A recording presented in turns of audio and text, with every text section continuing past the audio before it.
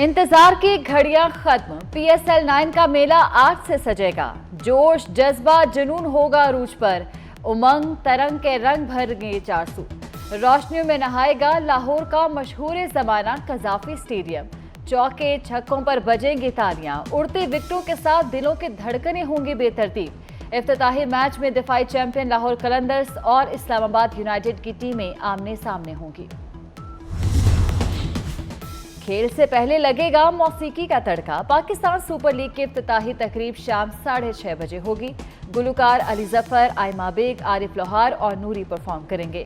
इफ्तिताही तकरीब में आतिशबाजी और लेजर शो का भी एहतमाम होगा।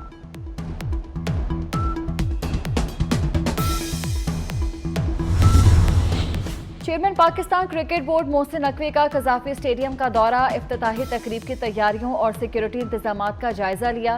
कहते हैं इफ्तिताही तकरीब के लिए फुल प्रूफ इंतजामात किए गए हैं।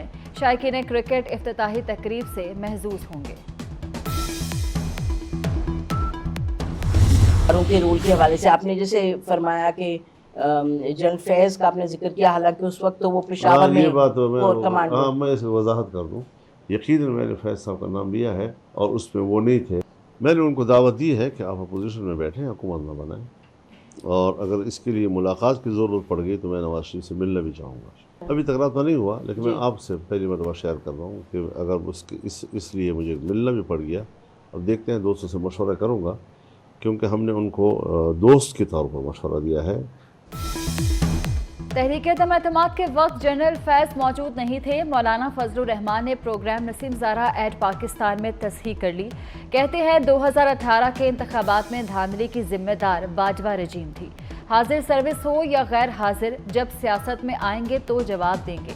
मौलाना का अपने करीबी दोस्त नवाज शरीफ को अपोजिशन में साथ चलने का मशवरा। कहते हैं इंतखाबात पर तहफ़्फ़ुज़ात हैं, ख्वाहिश है नवाज शरीफ मिलकर अपोजिशन करें।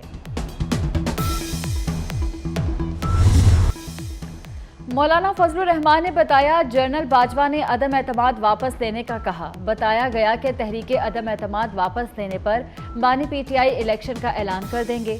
खुदा की कसम, मौलाना ने बहुत जोरदार दलाइल दिए। राना सनाउल्लाह का दावा। एक TV इंटरव्यू में कहा कि मौलाना ने सबसे फैसला कराया कि तहरीके अदम एतमाद वापस ना लें।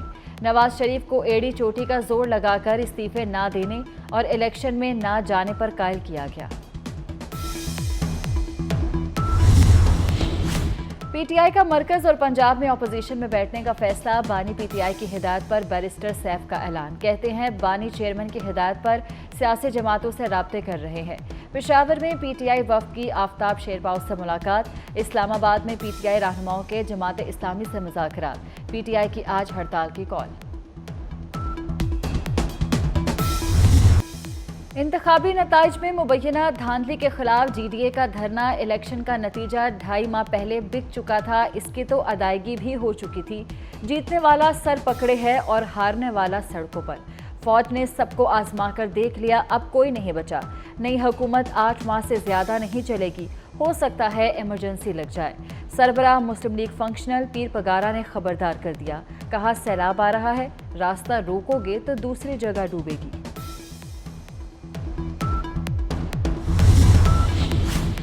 GDA ने जलसा नहीं किया, मुरीदों का इज्तिमा किया। पीर पगारा काबिल एहतराम, लेकिन गद्दी का सियासी इस्तेमाल न करें। मुखालिफिन को इलेक्शन में बदतरीन शिकस्त हुई। पीपल्स पार्टी रहनुमा शर्जील मेमन की प्रेस कॉन्फ्रेंस। मौलाना फजलुर रहमान पर भी वार। बोले, पीपल्स पार्टी तहरीके अदम एतमाद किसी डिक्टेशन के बगैर लाई थी। मौलाना के मैंडेट पर डाके का फायदा PTI को हुआ।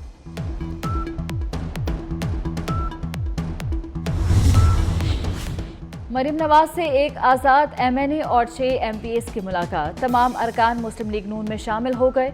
मरीम नवाज कहती हैं, पाकिस्तान के लिए लाख बार भी सियासी मफाद कुर्बान करेंगे। मुल्क को इंतशार नहीं, इस्तेहकाम चाहिए। इंतशार फैलाने वाले आज भी वही काम कर रहे हैं। पंजाब के अवाम ने मैंडेट दिया, इनकी खिदमत का हक अदा करेंगे। पंजाब को तरक्की की मिसाल बनाएंगे।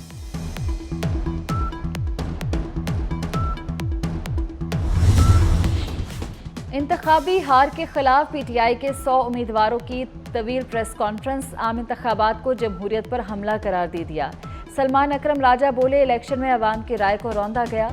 रऊफ हसन ने इल्ज़ाम लगाया कि फार्म 45 के फातहीन फार्म 47 में हरा दिए गए। रेहाना डार ने कहा कि नौशीन इफ्तिखार की तरह मेरा भी फैसला किया जाए। खुर्रम शेर जमान ने दावा किया कि कराची में 2018 से ज्यादा वोट मिले। पीटीआई ने डिजिटल दहशतगर्दी की है। खैबर पख्तूनख्वा में कूड़ेदानों से नून लीग के फार्म 45 मिले हैं। ये नहीं हो सकता कि खैबर पख्तूनख्वा के फार्म 45 असल और पंजाब के जाली हैं। सोशल मीडिया पर पहले जाली फार्म 45 शेयर किए गए। मरियम औरंगजेब के पीटीआई पर जवाबी वार। अताउल्लाह तारड़ बोले, मनसूबा बंदी से मीडिया को गलत रिजल्ट फीड किए गए।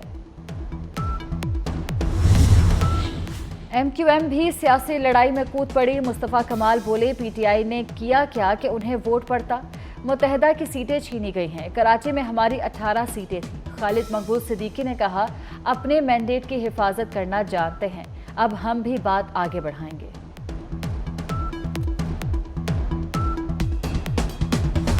तोशा खाना और साइफर केस में सजाओं के खिलाफ अपीलें। बानी पीटीआई के फैसले कलअदम करार देने की इस्तदा।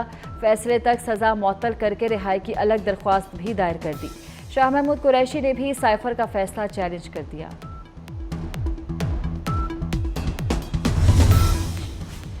NA-15 मानसहरा से नवाज शरीफ की उजरदारी दरख्वास्त बहाल। साबिक वज़ीर आज़म की उजरदारी की समाअत 20 फरवरी को होगी। इलेक्शन कमीशन ने NA-15 के रिटर्निंग अफसर हाजरा समी को भी तब्दील कर दिया। जाकिर जैदून को नया रिटर्निंग अफसर लगा दिया गया।